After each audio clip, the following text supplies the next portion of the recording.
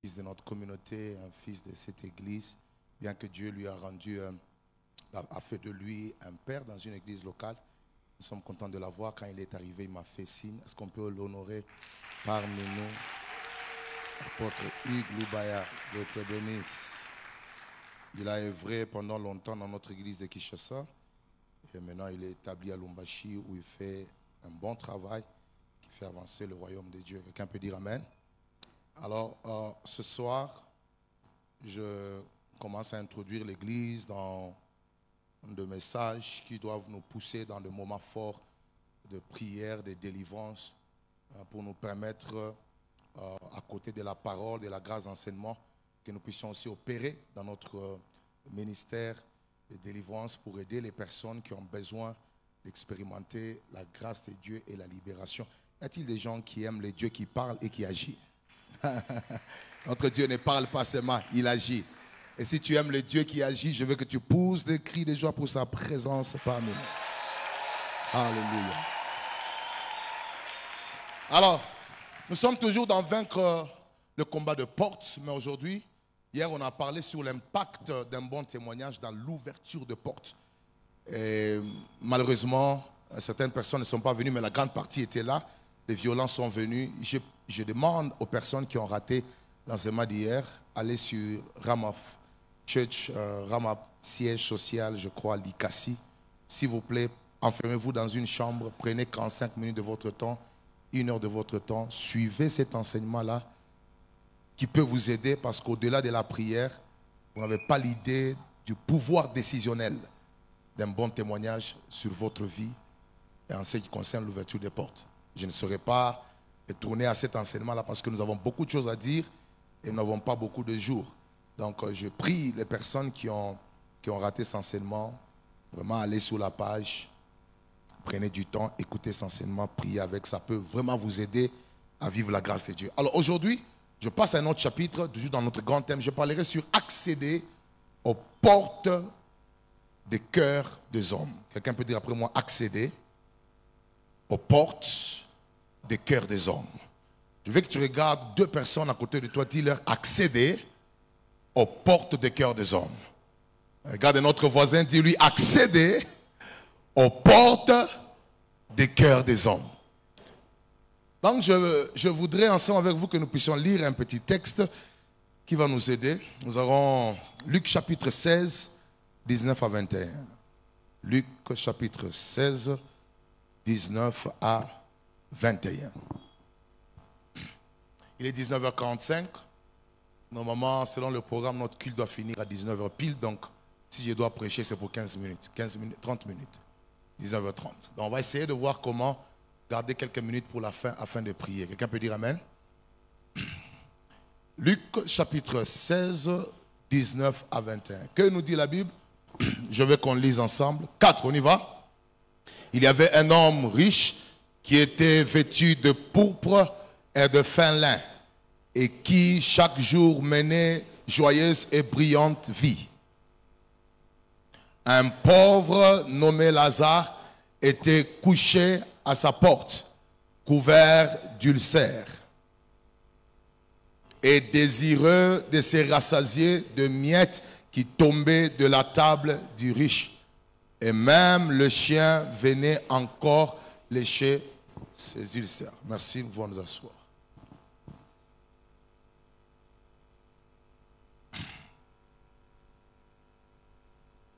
Parlant des portes, parce que nous voulons l'année prochaine, commençant déjà par cette période, accéder aux portes. Quelqu'un peut dire Amen. Tout le monde dans cette salle a réellement besoin de portes. Mais aujourd'hui, j'aimerais attirer votre attention sur le fait que dans les Écritures et même dans la vie, il existe plusieurs types de portes. Plusieurs types de portes. Et aujourd'hui, je vais aborder l'une des portes qui est moins inconnue, moins exploitée, moins connue, voulais-je dire, inconnue, moins exploitée, et parfois ignorée même. Mais c'est une porte qui conditionne sérieusement notre accès à des grandes opportunités dans la vie. Quelqu'un peut dire Amen. Vous savez, Jésus utilisait les paraboles pour plusieurs raisons. Je vais peut-être donner peut-être 3 raisons. Jésus utilisait les paraboles parce que la parabole qu'on vient de lire venait de la bouche de Jésus. Et quand vous étudiez les 40 à 42 paraboles qui sont exposées dans les 4 évangiles, vous allez vous rendre compte que l'un des objectifs que Jésus poursuivait en utilisant les paraboles, c'était d'expliquer les vérités spirituelles, mais en utilisant un langage humain. C'est-à-dire rendre clair un message hautement spirituel, mais dans un langage connu. Mais aussi, deuxièmement, c'était pour révéler les mystères qui gouvernent le royaume de Dieu. Parce que vous devez savoir que le royaume de Dieu est un monde qui est gouverné par des principes qui sont contraires aux principes qui gouvernent la terre. Alors Jésus utilisait des paraboles pour révéler les mystères et les vérités, les principes qui gouvernent son royaume et qui influencent le mouvement du ciel sur la terre. Quelqu'un peut dire Amen? Mais aussi, il utilisait les paraboles, c'était aussi pour préparer chacun d'entre nous à son royaume qui est en train de venir, qui va s'installer à part l'atmosphère spirituelle, mais il y a son royaume qui vient bientôt. Dès que Jésus vient et qu'on va passer 7 ans au ciel, nous devons revenir pour régner pendant 1000 ans avec lui sur la terre. Donc, la plupart des paraboles qu'il donne expliquent et révèlent les réalités que nous allons expérimenter dans son royaume qui va prendre place d'une manière terrestre sur la terre. Quelqu'un peut dire Amen. Alors, ce message que Jésus transmet ici nous présente un homme riche qui avait une vie joyeuse, brillante. Et cet homme influençait la terre. Et il est arrivé après un certain moment qu'un pauvre est venu se poser devant sa porte.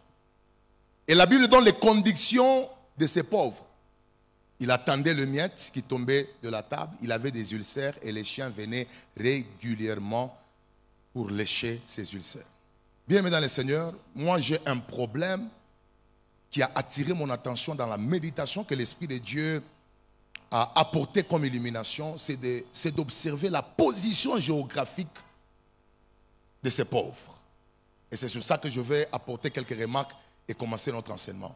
Remettez-moi au verset, le précédent. Il y avait un homme riche, vêtu de pourpre, un homme nommé Lazare, était couché à sa porte. Quelqu'un peut dire Amen? Quelqu'un peut dire après moi, couché à sa porte. Alors, je voudrais qu'ensemble que nous puissions étudier, nous allons essayer de tirer 4 remarques importantes sur Lazare à la porte du riche. Tu peux juste écrire après moi quelques remarques sur Lazare à la porte du riche. Quelques remarques. Je voudrais vous faire remarquer quelque chose et ceci va constituer le socle même de mon enseignement.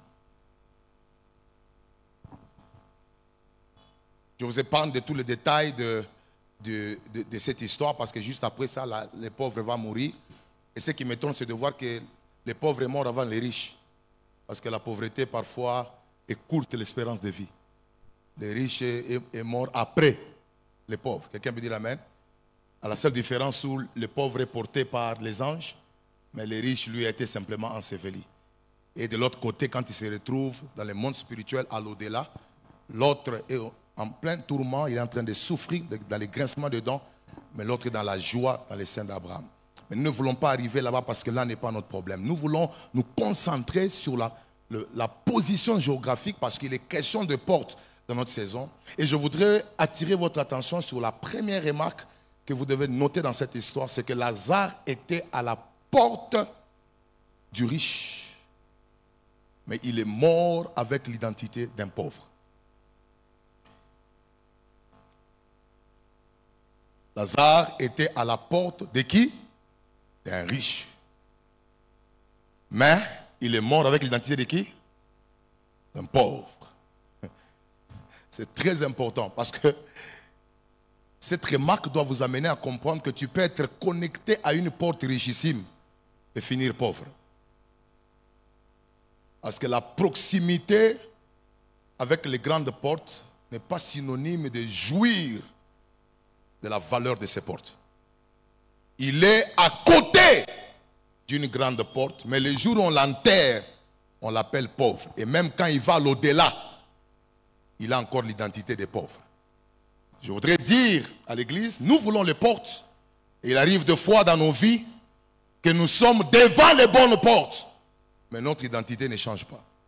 Les bonnes portes doivent influencer notre vie. Quand Dieu nous expose aux portes, les portes doivent nous changer.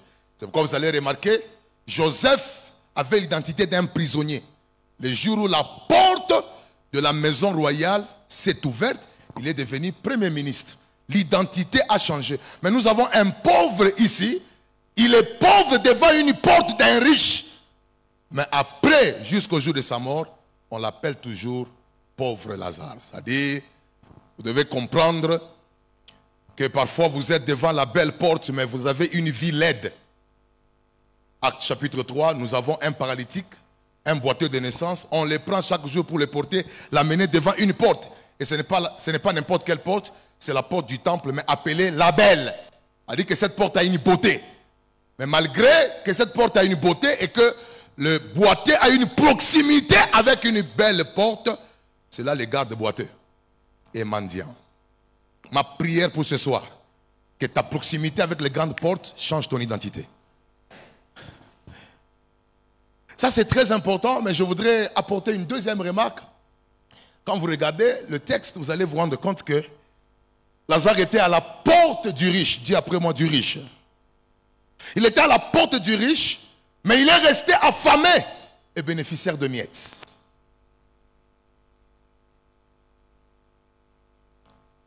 Lazare était à la porte du riche, mais il est resté affamé et bénéficiaire de miettes.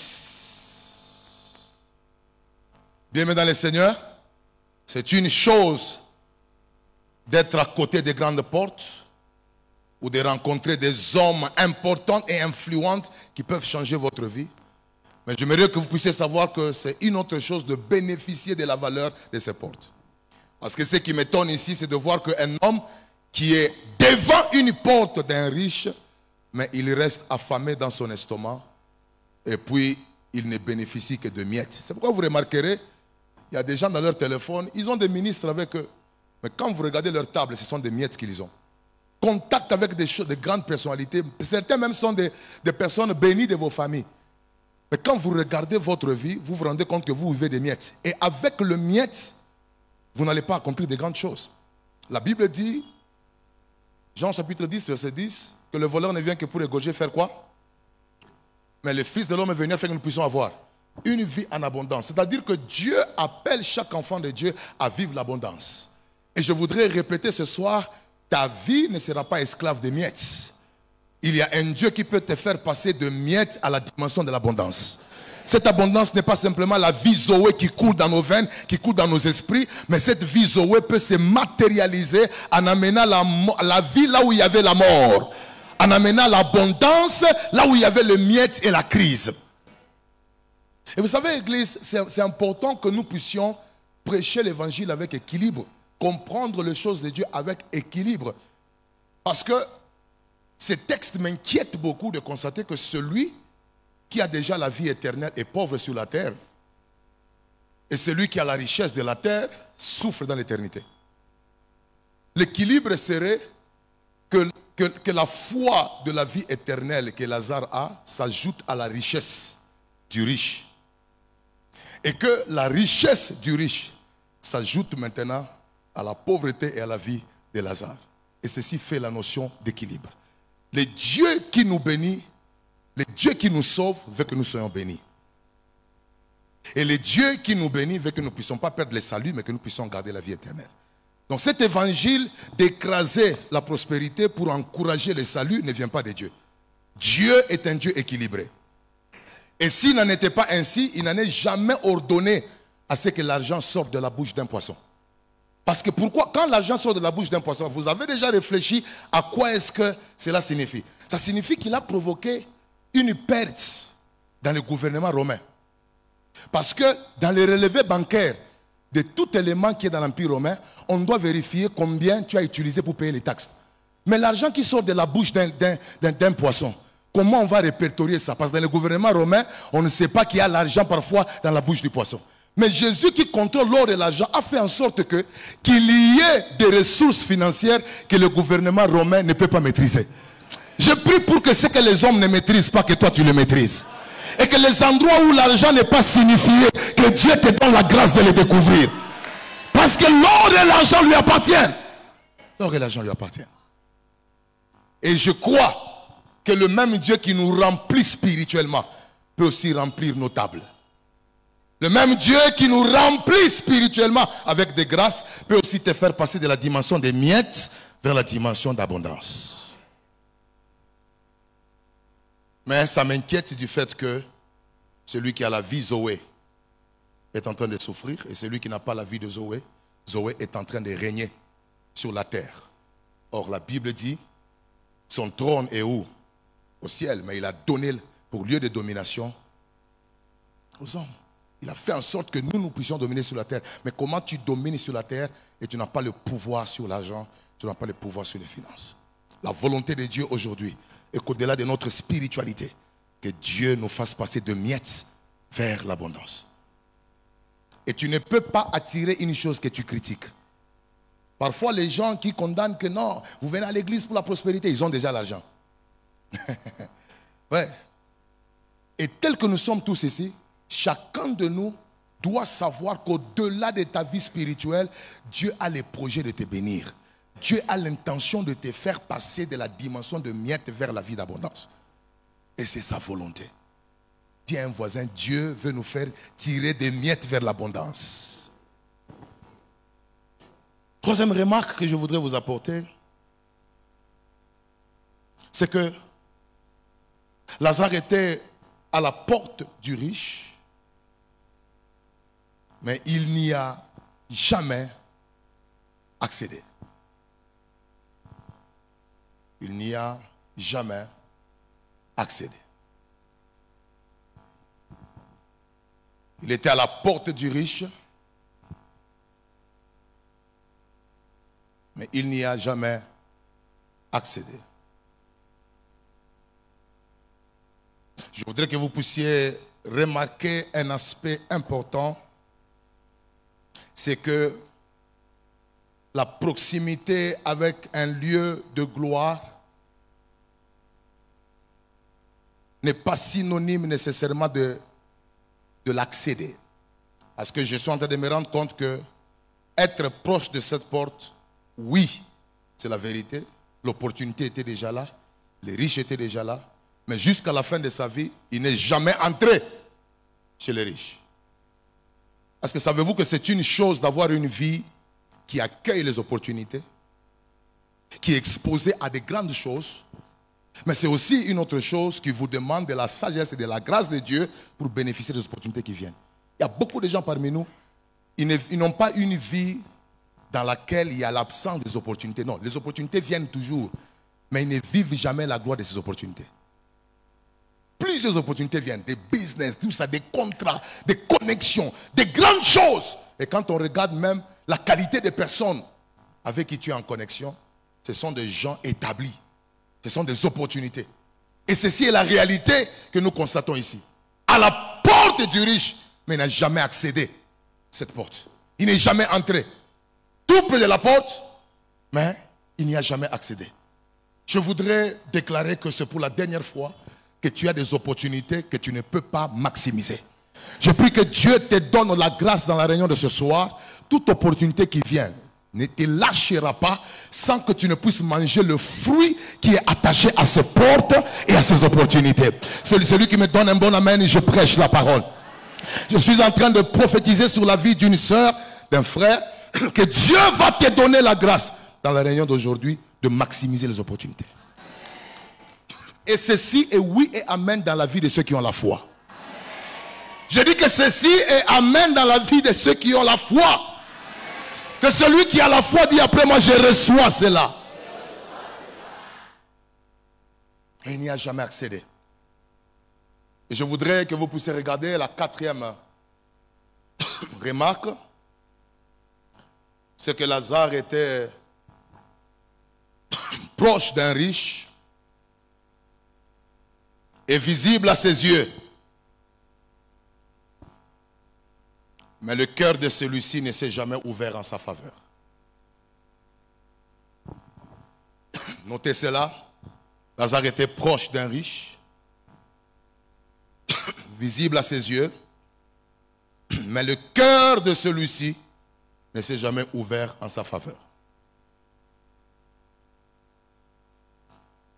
Bien dans le Seigneur, vous devez savoir que bien que le riche connaissait et voyait la condition du pauvre, il voyait les ulcères du pauvre, mais il n'avait jamais posé un acte de faveur en faveur de cet homme.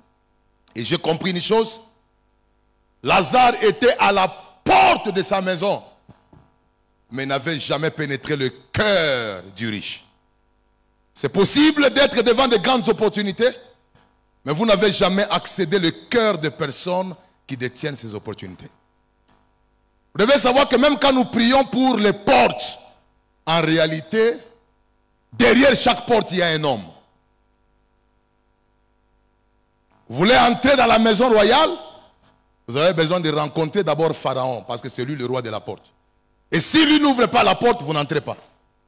J'aimerais dire à chacun d'entre nous, en réalité, quand nous demandons les portes, nous demandons d'avoir accès au cœur des hommes qui sont derrière les portes. Il est devant la porte physique, mais il n'a jamais pénétré la porte du cœur. Parce que quand Dieu vous introduit dans la porte du cœur d'un homme, les choses que vous ne demandez pas, il peut vous l'accorder. Et je voudrais que vous puissiez être conscient d'un aspect aujourd'hui, c'est que nous ne voulons pas seulement demander à Dieu de nous ouvrir les portes qui sont des endroits, mais nous voulons demander à Dieu de nous ouvrir aussi les cœurs des hommes qui sont appelés à nous amener dans la prochaine dimension de notre vie. Bienvenue dans le Seigneur, l'Esprit de Dieu a commencé à m'enseigner qu'il est important que lorsque vous êtes dans des moments de prière, de ne pas prier seulement pour des endroits, mais de prier aussi pour les portes des cœurs des hommes. Parce que être exposé ou avoir un contact avec une grande porte n'est pas suffisant pour bénéficier le fruit de ces portes-là. Vous avez besoin, au-delà de cela, que Dieu vous donne accès au cœur de certaines personnes qui ont des rôles importants à jouer dans votre destinée. Mais ce sont des choses à prendre au sérieux. Votre vie est composée de relations. Votre vie dépend aussi de la qualité des hommes que Dieu vous donne, parce qu'il n'y a aucune destinée qui peut se réaliser sans l'apport de certaines personnes clés qui doivent jouer des rôles. Et dire que ne pas prier pour les hommes, ne pas prier pour le cœur des hommes, ça ne sert à rien. Vous risquez de passer à côté d'une chose qui peut amener votre vie dans la prochaine gloire. Et c'est pourquoi, parlant du cœur, je voudrais que vous puissiez noter rapidement 4 vérités à savoir sur le cœur de l'homme. 4 vérités à savoir sur le cœur de l'homme. Et c'est sur base de ça que nous allons prier ce soir, et je prierai pour quelques personnes. Il était proche de sa porte, mais il n'avait jamais accédé au cœur de cet homme. Et je voudrais que vous puissiez noter 4 vérités importantes sur le cœur de l'homme. Et ceci va nous pousser dans de fortes prières. Quelqu'un peut dire Amen. Est-ce qu'on peut associer l'enseignement et la prière? Quelqu'un peut dire Amen. Alors notez ceci. Le cœur de l'homme est une porte spirituelle à laquelle même Christ, bien qu'étant Dieu, demande accès. Le cœur de l'homme est une porte spirituelle. C'est très important, bien-aimé. Ne voyez pas votre cœur juste, ou le cœur de l'homme comme une simple organe. Non, le cœur de l'homme est une porte. C'est une porte spirituelle à laquelle même le Christ, bien qu'étant Dieu, demande accès. Demande accès. Est-ce que tu peux regarder un voisin, dis-lui, le cœur de l'homme est une porte spirituelle. Dis-lui ça. À laquelle même le Christ, bien qu'étant Dieu, demande accès. Apocalypse chapitre 3, verset 20. C'est Christ qui parle. Il dit, voici, je me tiens à la porte et je frappe. De quelle porte la Bible parle-t-il? Ce n'est pas un endroit physique. Il parle de la porte de nos cœurs. Il dit, je me tiens à la porte. Même Christ lui-même, malgré qu'il est Dieu, malgré qu'il est souverain, il a besoin de demander la permission avant d'entrer dans le cœur d'un homme. Parce qu'il considère que aussi longtemps que ton cœur ne s'ouvre pas, même s'il a un plan avec toi, il ne fera rien. Si Christ, qui est Dieu, a besoin de l'autorisation de nos cœurs pour entrer, que dire maintenant de toi face aux hommes? Tu peux être proche comme Lazare, proche de certaines opportunités, mais si le cœur des hommes ne s'ouvre pas, il n'y a rien que tu vas bénéficier. Et c'est comme ça que ce verset nous révèle comment est-ce que le cœur de l'homme est une porte spirituelle. Et Christ l'a reconnu, bien qu'il est Dieu, mais il frappe, il frappe, il frappe. Si quelqu'un entend la voix et qu'il ouvre, il ouvre quoi? Il ouvre la porte du cœur. Alors il peut entrer. Je suis en train de prier pour que pendant que je prêche ici, que Dieu fasse en sorte qu'il y ait un cœur important d'un homme qui va s'ouvrir pour toi.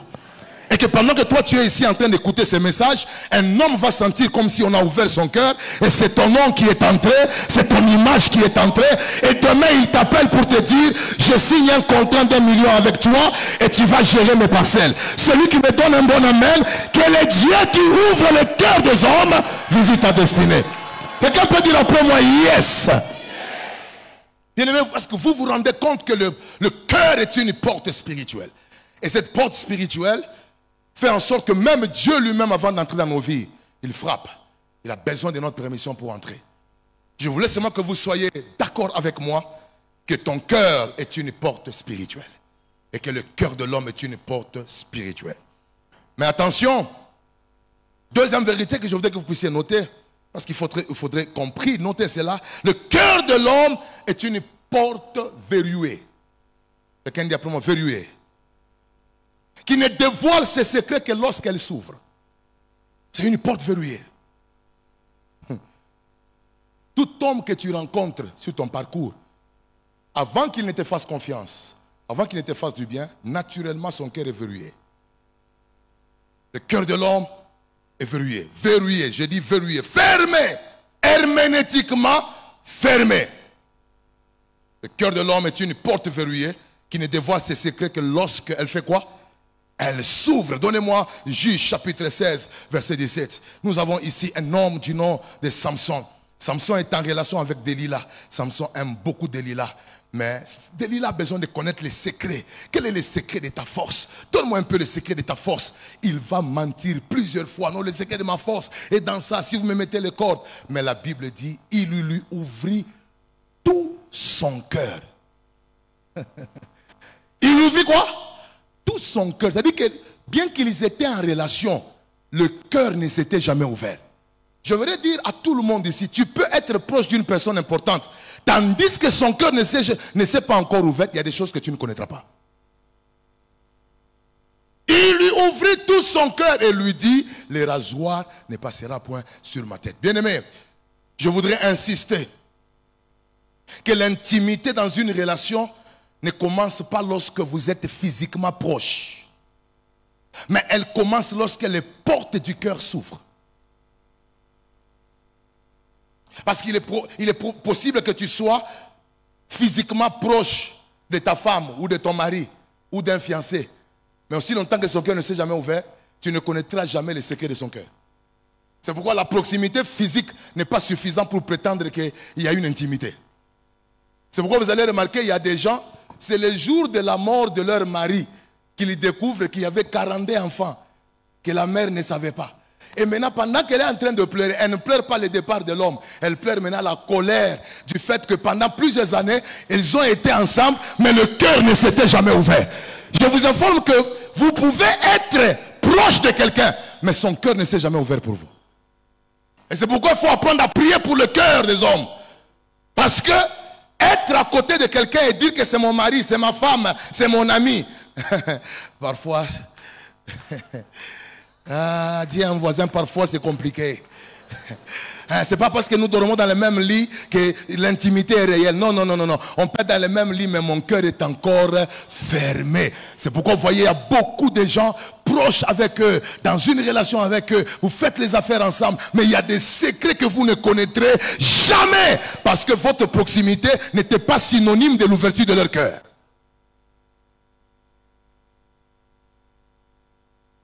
Le cœur de beaucoup de personnes sont des portes verrouillées. Et aussi longtemps qu'elles ne s'ouvrent pas, vous n'aurez jamais accès au secret intérieur de leur cœur. Vous pouvez prier pour les portes. Dieu vous ouvre des portes, des portes, des portes. Vous entrez dans certains milieux, mais les personnes qui gèrent ces endroits-là, leur cœur, c'est encore fermé.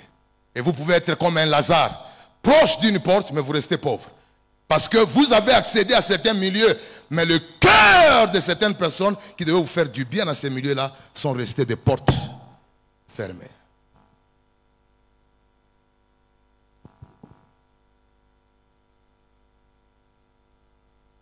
Je voudrais rapidement avancer vers un autre élément et nous allons... Oh Seigneur, fais-nous grâce.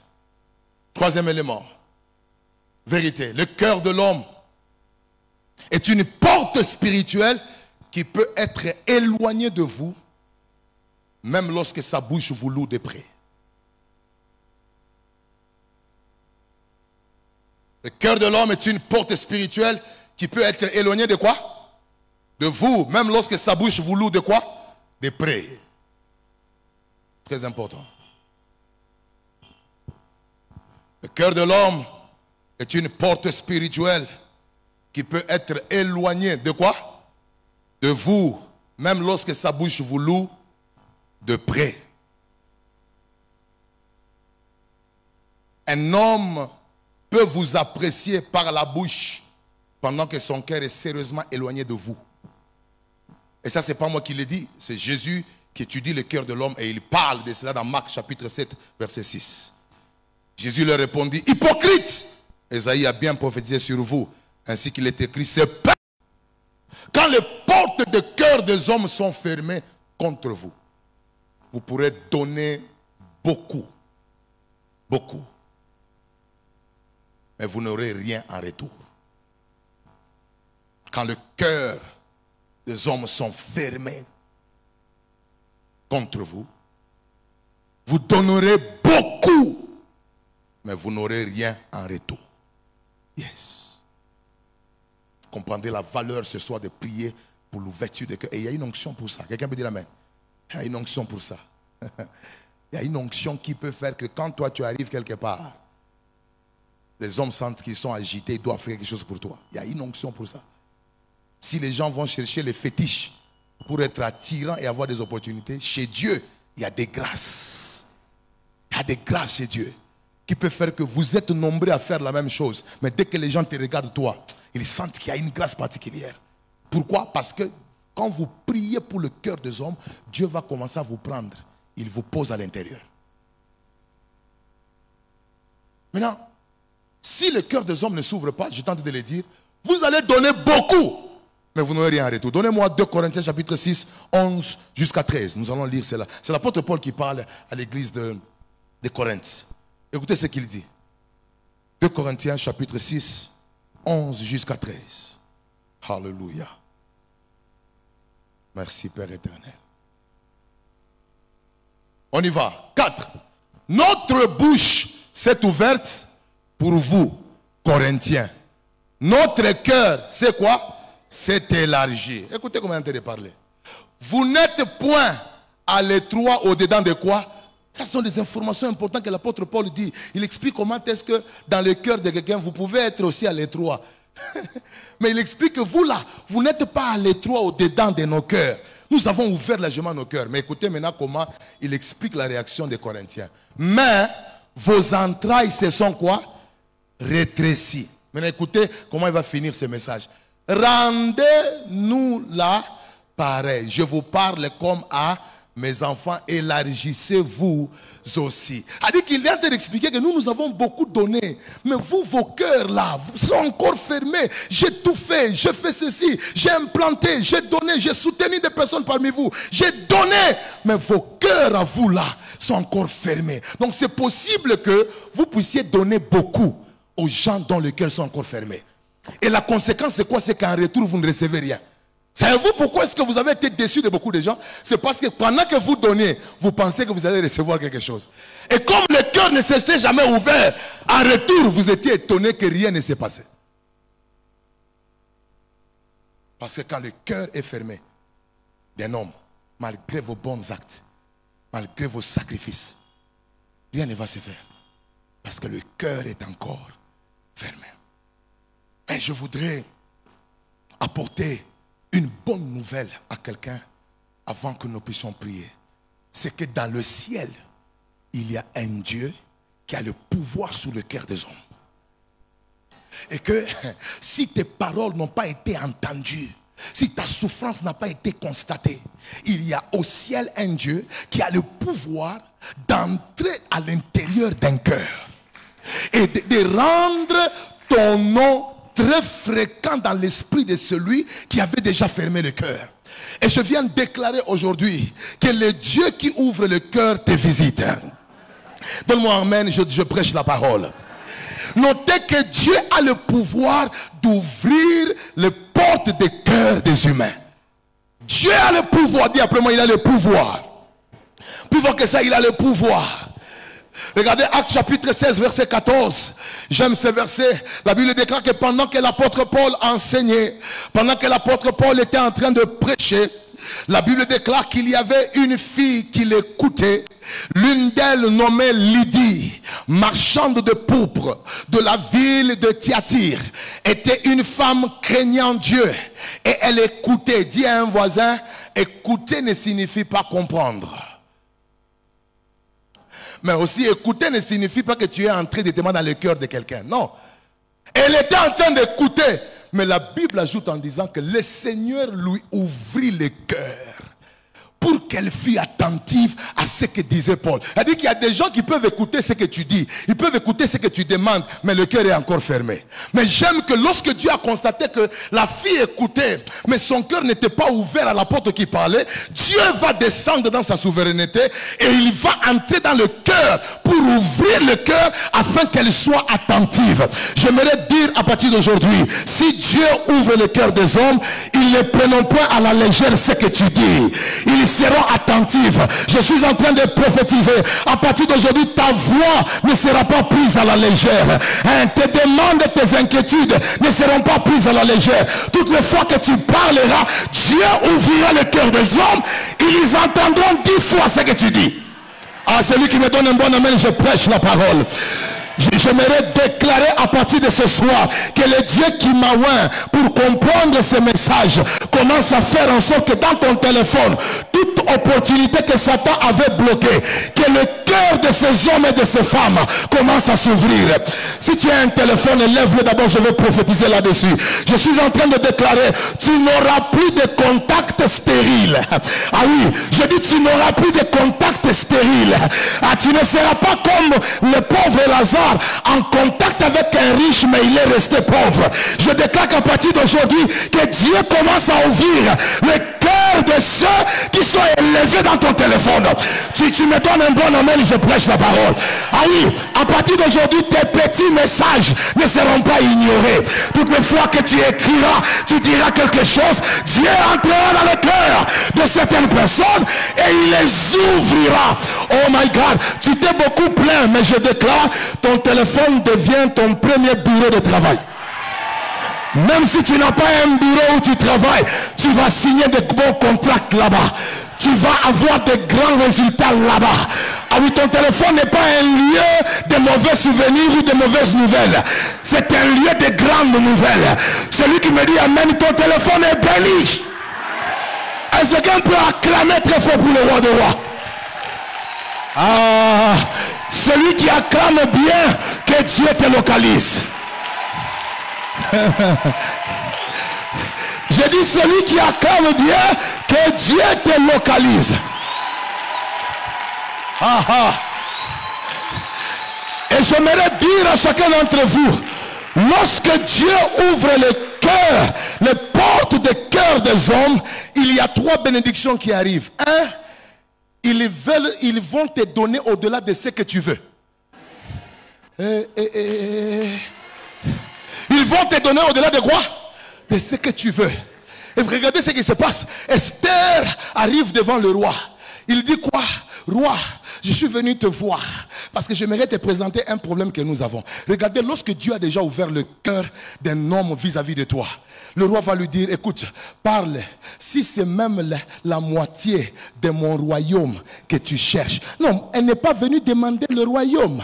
Elle est venue plaider pour que son peuple soit préservé et protégé. Mais regardez, quand le cœur est ouvert, même ce que tu ne demandes pas, même ce que tu ne dis pas, le cœur est prêt à le faire. Celui qui me donne un bon amen, on te donnera au-delà de ce que tu veux. Ah oui. Maintenant, nous devons faire des recherches pour savoir quel est le nom du mari d'Esther dans ce contexte. Son nom c'est qui? C'est le roi Assuérus. Et pour connaître le roi Assuérus ainsi que toute sa gloire, vous devez aller dans Esther chapitre 1. C'est là qu'on nous signifie qu'il était roi dans la capitale appelée Suse.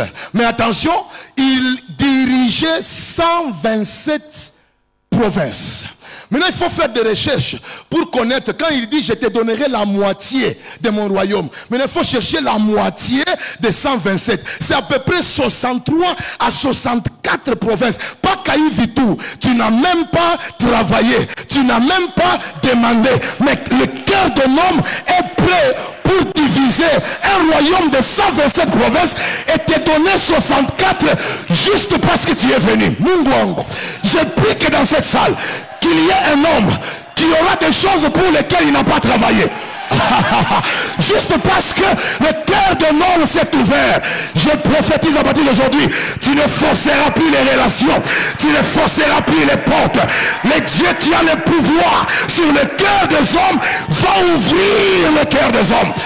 Celui qui me dit 3 fois amen, reçoit le royaume, reçoit la direction des villes, reçoit la direction des entreprises. Que le Seigneur te donne la grâce de rendre le cœur des hommes favorable pour toi.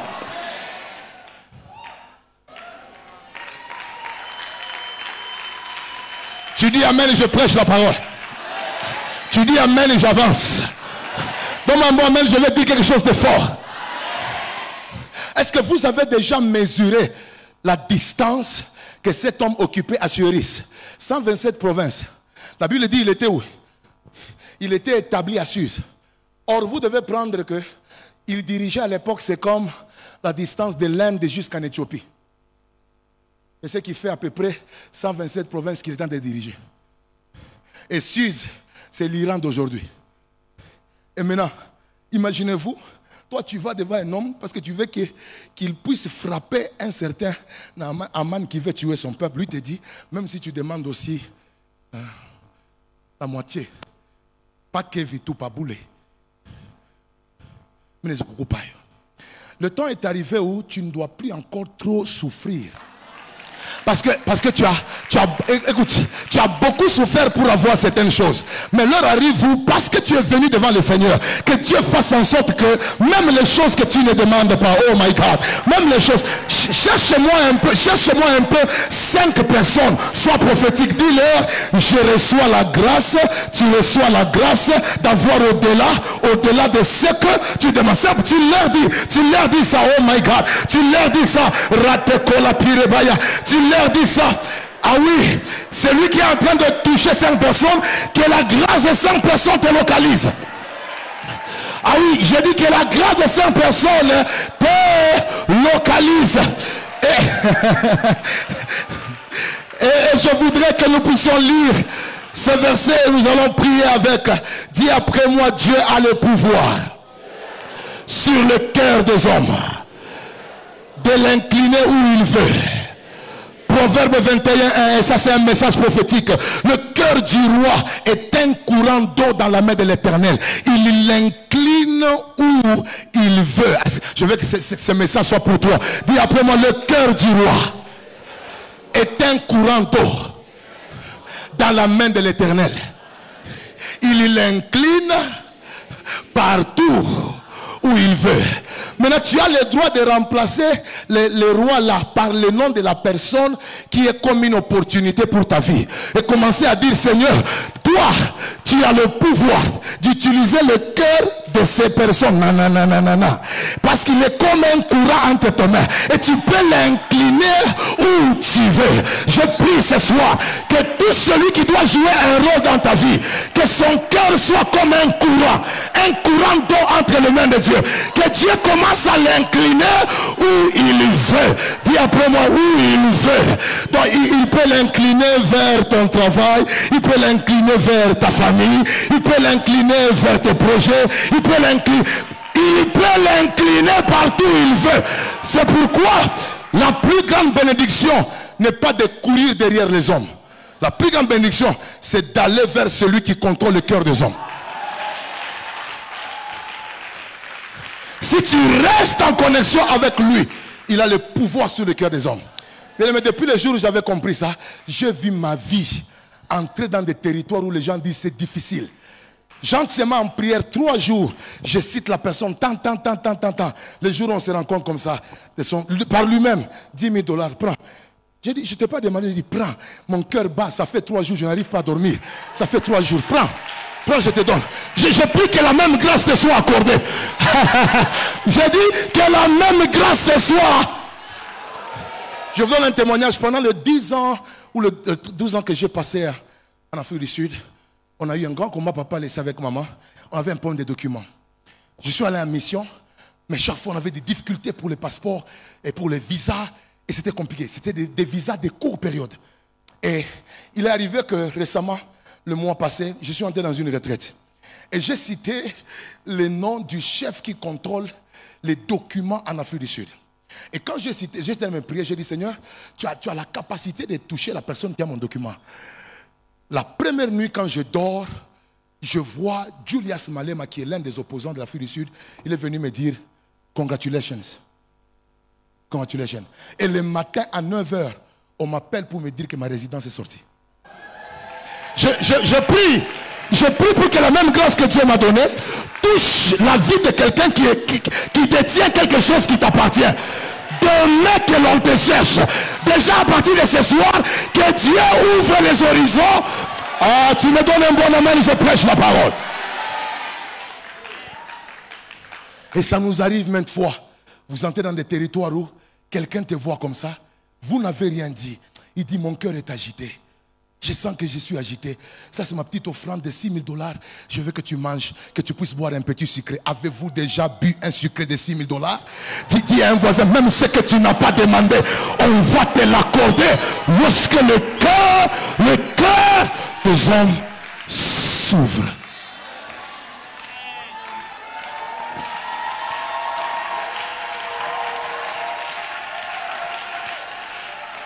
Voilà la révélation que Dieu m'a donnée. Maintenant, j'aimerais te donner le temps. Omba, mwambe mungu, mina choka kutembea kumkongo wa bantu. Mina comprendre que mambo haina opportunité, mambo ni maro ya bantu, joy ya fanini, hayafunguka. Sasa leo mina pata lumière. Mungu bamba michima yabo. Bamba yo mungu bamba yo. Et je vous dis, quand Dieu fait ces choses, vous serez étonnés qu'avec beaucoup de facilité, vous êtes en train d'avancer dans la gloire avec le Seigneur. Est-ce qu'on peut prier ce soir? Tiens-toi un peu debout. Je veux que tu prennes un temps avec cette révélation. Nous voulons, la Bible dit, frappe. Et on fera quoi? Ah, est-ce qu'on a dit là où il fallait frapper? Ah, aujourd'hui nous voulons frapper au cœur. Par la prière. Mungu, on a eu, nataka mungu katikati yetu hapa, uko sœur, unachunga bukweri. Mais où le frère unaye ego sana fama fieri, leo anakuya, kesho anaenda, leo anakuya, anakulanda, kesho arudia. Umwache. Usimwanjikie tena. Leo hapa, mwambie Mungu mchima yake kule iko.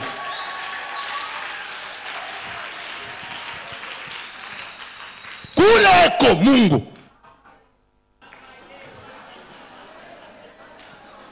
Una muntu paka leo anakulaka, oh kwa kesho kutwa, umwache. Mwambie tu Mungu kuleko. Mungu mubambe.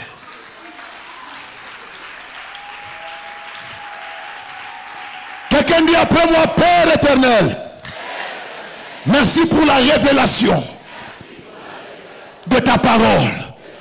J'ai compris que proximité avec les opportunités ne garantit pas ma capacité d'en jouir. Mais je viens aujourd'hui demander de ta part la grâce d'accéder au cœur des personnes qui ont un mandat à jouer dans ma vie, qui ont des rôles importants, que tu les as assignés à jouer dans ma destinée. Je prie que leur cœur commence à s'ouvrir. Tu as l'autorité sur le cœur des hommes. Tu as la capacité de les incliner où tu veux. Je prie aujourd'hui, par la grâce de la parole, par la grâce de la révélation que tu nous as accordée, que tu nous fasses entrer dans le cœur de ceux qui sont appelés à marcher avec nous, à avancer avec nous, à accomplir des exploits avec nous. Commence à prier fortement au nom de Jésus.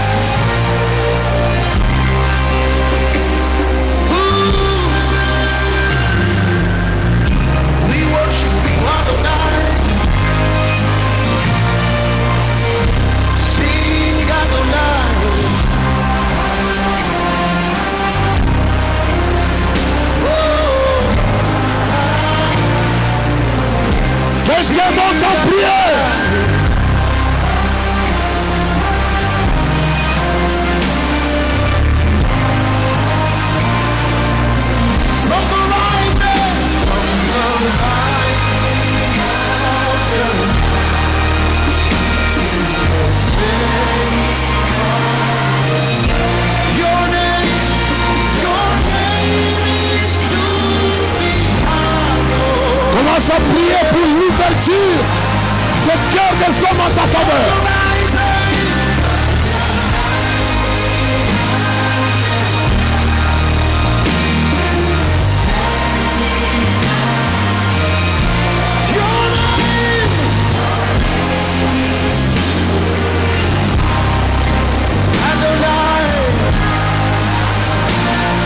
Ah, la ranakuba pala rabasanda kaya.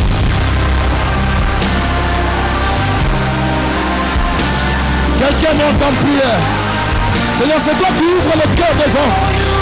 Je demande ta faveur. Je demande ta faveur. Je demande ta faveur.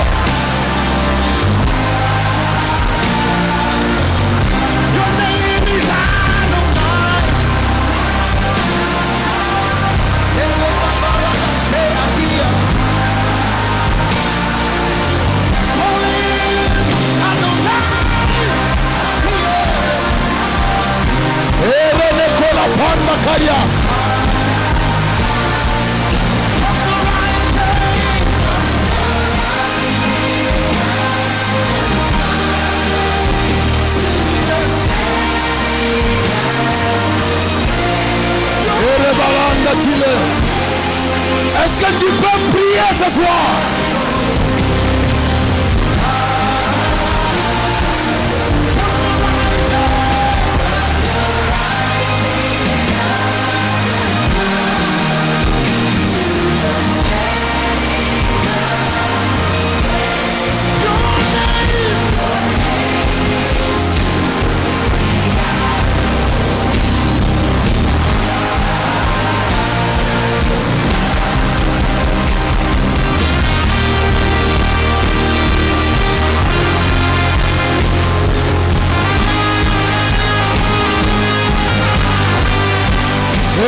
Kola barabayanda.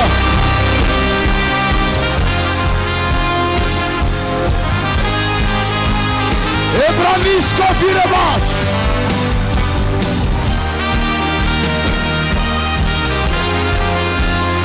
Hallelujah.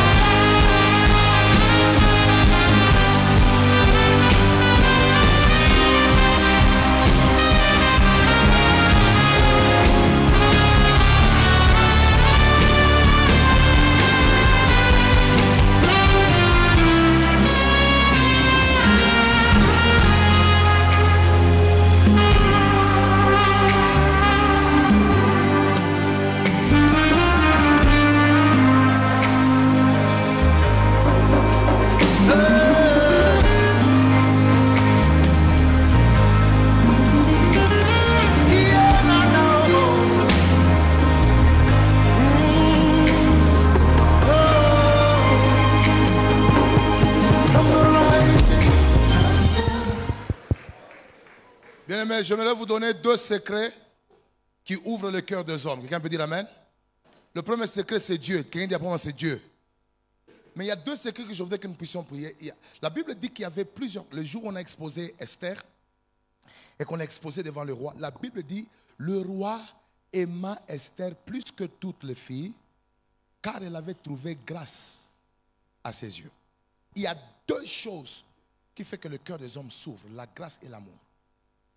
Et Dieu a la capacité de faire en sorte qu'il vous accorde sa grâce.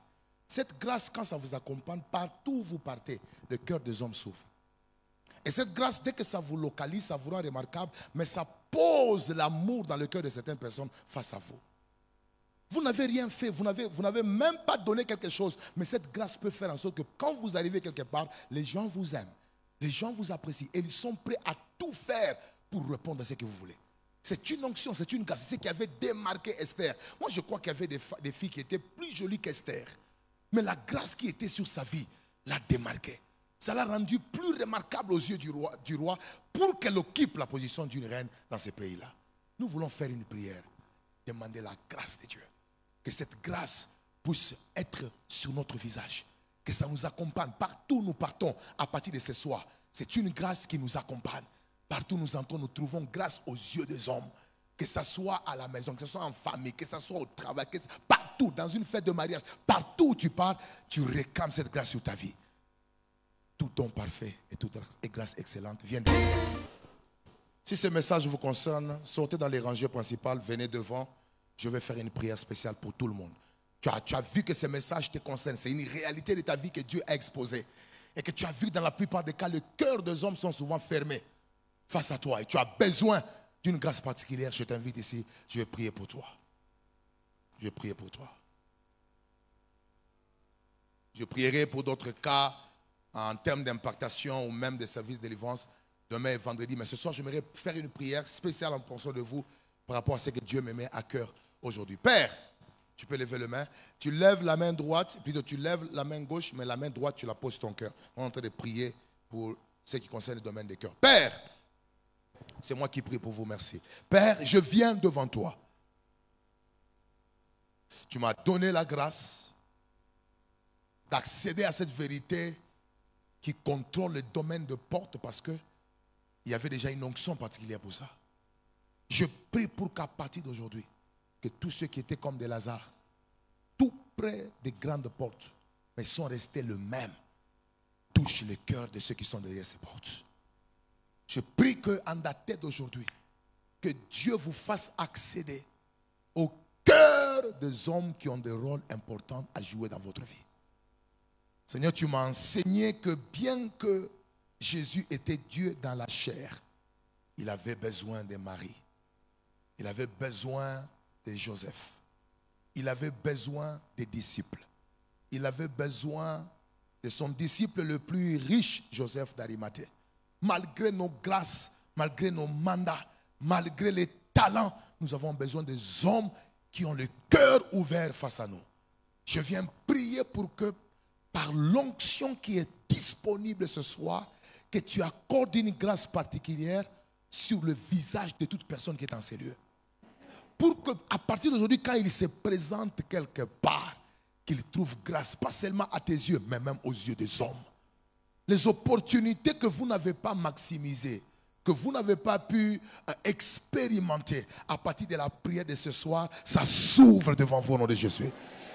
Je prie qu'à partir de maintenant, de la même façon que Dieu avait attaché l'âme de Jonathan à celle de David, qu'il attache votre cœur à certaines personnes qui ont réellement de rôles importants dans votre destinée. Je confesse que ce message vous a mouillé de la grâce de Dieu et que ça ne laissera pas votre vie telle qu'elle était. Vous allez aller de l'avant, vous vivrez la grâce de Dieu, vous allez jouir des opportunités. Le Dieu des portes est votre Dieu. Et je prie qu'il commence maintenant, pendant que je prie, à ouvrir le cœur de certaines personnes qui sont attachées à votre vie. Que leur cœur s'ouvre au nom de Jésus. Et que la faveur de Dieu vous accompagne. C'est au nom de Jésus que nous avons ainsi prié et nous disons Amen. Quelqu'un peut acclamer pour la grâce qu'il vient de recevoir ce soir. de la part de Dieu. Que Dieu vous bénisse. Alors rapidement, nous préparons nos sémences. Nous allons sceller ce message. Vous savez, bien aimés dans le Seigneur, c'est toujours important de savoir comment saisir certaines paroles prophétiques et les accompagner des sacrifices. Quelqu'un peut dire Amen? Les accompagner des sacrifices. J'ai constaté que parfois, ce n'est pas toujours les compétents qui sont acceptés. Parfois, il y a des incompétents qui sont acceptés, mais parce qu'ils ont trouvé grâce. Ils dépassent même ceux qui ont plus de compétences. C'est juste parfois un problème de grâce. Dieu te pose seulement dans le cœur de certaines personnes. C'est fini. Et la vie change. Je veux que tu viennes s'aimer cette parole et tu es en train de déclarer que cette grâce ne partira jamais loin de ma vie. Elle reste attachée à ma vie. Quelqu'un peut dire Amen. Père, nous bénissons ces semences et nous prions que tout celui qui donne avec joie puisse expérimenter ta faveur. Au nom de Jésus, nous avons ainsi prié. Nous disons Amen. Merci. Vous avancer.